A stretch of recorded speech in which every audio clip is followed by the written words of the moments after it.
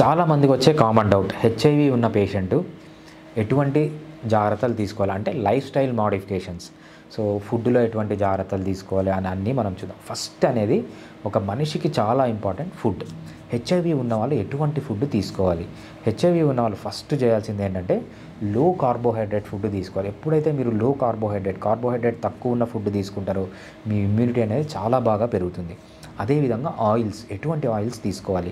So మీరు కంప్లీట్గా seed oils అంటాం కదా, సన్ఫ్లవర్ ఆయిల్ కానీ సాఫ్లవర్ ఆయిల్ కానీ ఇవి కంప్లీట్గా మానేసేయండి. Safflower oil, sunflower oil, seed ఆయిల్స్లో ఏముంటుందంటే omega-6 ఫ్యాటీ యాసిడ్స్ ఎక్కువ ఉంటాయి. ఇవి హైలీ ఇన్ఫ్లమేటరీ, అంటే మీ ఇమ్యూనిటీని హ్యాంపర్ చేస్తాయన్నమాట. అందుకు ఈ వెజిటబుల్ ఆయిల్స్ కూడా తగ్గించేయండి. మీరు ఏ ఆయిల్స్ తీసుకోవాలంటే సో ఫస్ట్ బెస్ట్ ఆయిల్ వచ్చి కోకోనట్ ఆయిల్. అదేవిధంగా మనకు పల్లి ఆయిల్ అంటాం కదా, పల్లి ఆయిల్లో కూడా మనకు omega-6 తక్కువ ఉంటుంది. అదేవిధంగా ఆవ నూనెలో కూడా మనకు omega-6 తక్కువ ఉంటుంది. కాబట్టి ఈ 3 ఆయిల్స్ వాడుకోండి.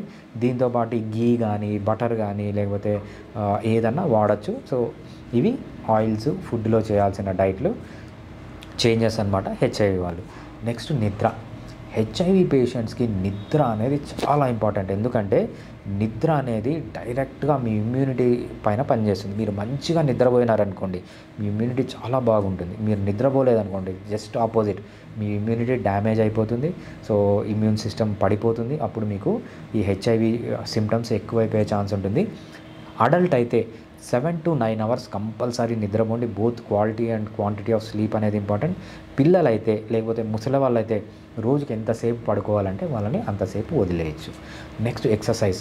రెగ్యులర్గా ఎక్సర్సైజ్ చేయండి. ఎక్సర్సైజ్ వల్ల ఇమ్యూనిటీ పెరుగుతుంది.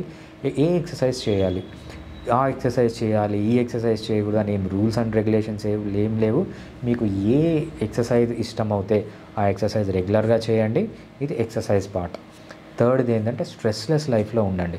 ఎప్పుడైతే మీ లైఫ్లో స్ట్రెస్ అనేది పెరుగుతుందో కార్టిజాల్, అడ్రినలిన్ అనే హార్మోన్ రిలీజ్ చేసి మీ ఇమ్యూనిటీని తగ్గించేస్తాయి అన్నమాట.